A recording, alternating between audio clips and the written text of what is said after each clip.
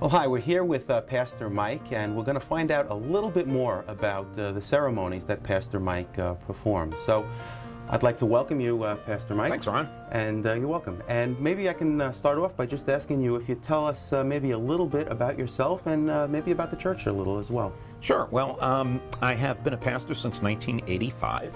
I pastored a church in Dayton, Ohio for about 11 years, and then I'm originally from Long Island. In 1997, the opportunity came up for me to return. I actually went to this church, the Nisconset Christian Church, where I'm the pastor at. I attended here when I was in high school, and because I grew up about 5 minutes from here in Nisconset. And I came back in 1997 as the pastor of the church, and I've been here for 12 and a half years. Married, 2 kids, just married off a daughter last year, and have another one who's a senior in college. Wow. So very, very nice. And celebrated my 27th anniversary. Well, congratulations. Thank you. Excellent. Thanks. So tell us a little bit about the ceremonies that you perform. Well, when I work with couples, I always tell couples, I don't really dictate to them what has to take place in the ceremony. I like to work with couples to make the ceremony very personalized. I give them, and most couples always respond real well to this, I give them a packet of resources that they're going to take home, and they're going to make selections from. They're going to choose what they want to include, what they don't want to include. They're going to choose their readings. They're going to choose their vows. Any additional items they want to insert. So I give the couple a lot of input. I'm very flexible because every couple that walks in here and inquires about me doing a wedding for them, coming from a different place in life, and so I try to customize things so that they're very, very comfortable with the way things are going to be worded during the ceremony.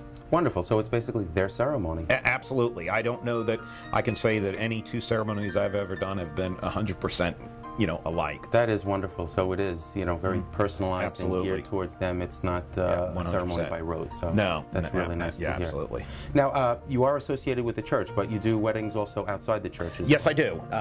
I began doing this about probably in year 2000, offering my services to couples outside of the church, and it's been really beneficial. In fact, it's been beneficial for our congregation as it's given me opportunity to minister in other ways besides wedding ceremonies to people who are outside of the church. But yeah, I travel pretty much to anywhere in Nassau and Suffolk County, and we'll go into New York City as well. Okay, fine. Now, what about people that don't want to get married in the church in a religious way? Do you do ceremonies such as that? Interfaith, or people that want to maybe not put so much religion into it? Again, it's customized, and I understand the fact that 90% of the people who contact me and ask me to do a wedding outside of the church are asking me because they're not associated with a particular church or synagogue. If they were, they would probably get married at their church or synagogue, or maybe have their clergy person. So I'm very comfortable working with people wherever they are on the spiritual spectrum, so to speak. I don't, obviously as a pastor, I love when I get to do a ceremony that has more of a religious tune and religious flavor to it, but I absolutely don't demand that, and I'm willing to work with couples wherever they're at. Okay, fine. So now when a couple contacts you and they come in, what can they expect? What happens?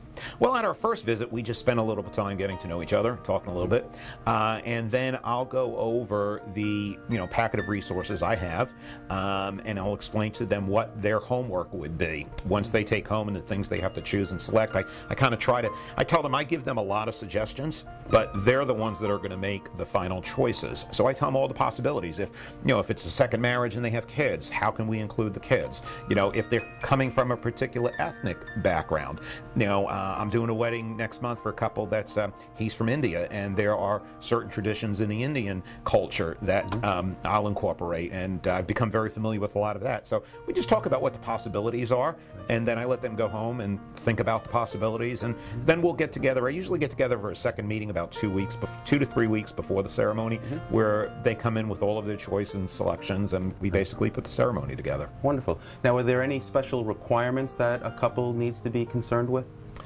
No, not really. I mean, obviously they have to get a New York State marriage license. That's really the first requirement, and then just be prepared to, if possible, meet twice. Sometimes you get work situations that prevent that, or if a couple lives out of the area, it makes it a little more difficult.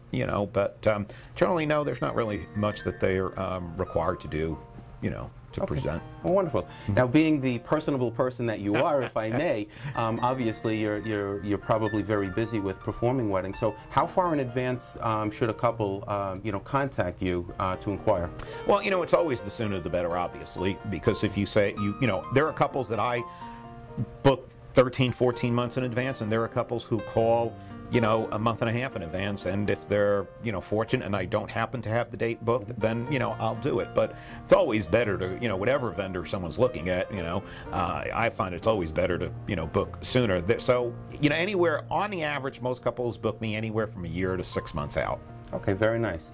Now, I know, being in the wedding business as long as I have, there are certain weddings which really stand out in our mind for various reasons over others. I was just wondering, is there any particular service that stands out in your mind, or maybe a few of them that maybe were a little unusual, or something you'd like to share? Well, I remember I did one wedding. It was a biker wedding. We did it in the parking lot at the Arboretum in Oakdale.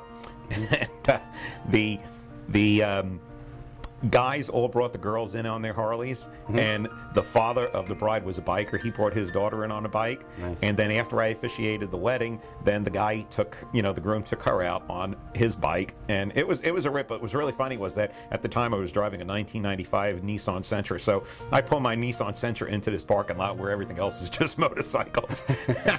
I was a little bit intimidated. Yeah, you were the fish out of water. Yeah, I was definitely a fish out of water there. But I just did another wedding last month at Flowerfield, and it was really cool. The couple were both music teachers and band teachers at their schools, and they had some of their friends who were really musical all came, and one of their friends, he is an assistant director, if I remember right, at San Francisco Symphony Orchestra. He wrote all the pre-music and her bridal march for them. Wow. And then they got some of their closest friends who were musical, and they had a whole brass, kind of orchestra, and they played, and that was really, really cool. That's nice. Yeah, it was really cool. I love when things are very personalized and a little bit different than the norm. So that sounds great.